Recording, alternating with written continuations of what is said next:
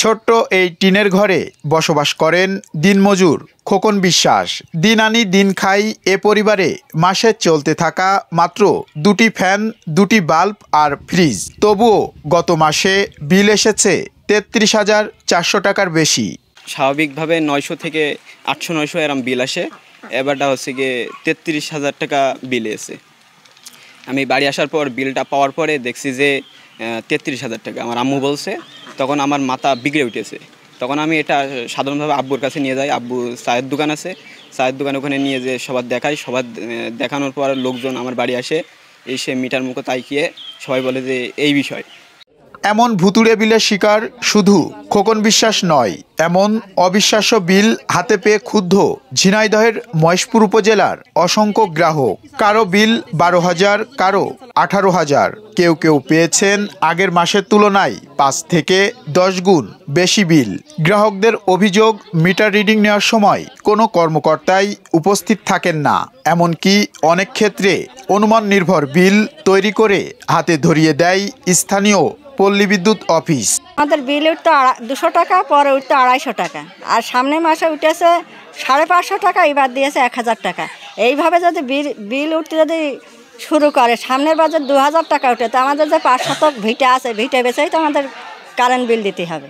আমার এই যাবৎকাল বিল আসছে 400, 500, 600, 650, কিন্তু এই মাসে বিল এসে যাচ্ছে 1100 টাকা। তা এই বিলটা কি আন্দাজে লেখে কি ওরা আছে দেখে শুনে লেখে? এটা কারণটা কি, এই কারণটা আমরা জানতে চাই। ভাই আমার মিটারে কিছু দেখা যায় না, কিন্তু আগে বিল উঠতো আপনার 300 টাকা, 350 টাকা, 500 টাকা সর্বোচ্চ, কিন্তু এই মাসে বিল উঠেছে 2000 টাকা। যে বিল লিখতে যায় মূলত এই মিটারের কাছে যায় না। আমরা দেখি অধিকাংশ সময় রাস্তা খারাপ থাকে, কিংবা বাড়ির ভিতরে গেট দেওয়া থাকে অধিকাংশ, কিংবা কাদারও সমস্যা আছে।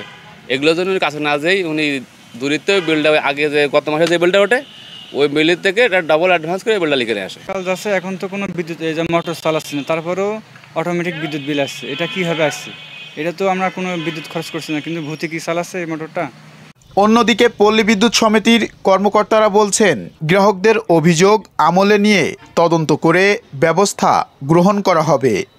আমি বেশ কিছু অভিযোগ পেয়েছি, সেটা মহেশপুর সহ রামচন্দ্রপুর গ্রাম সহ আরও আশেপাশে কয়েকটা অভিযোগ আসছে এরকম যে তাদের বিদ্যুৎ বিল বেশি আসছে।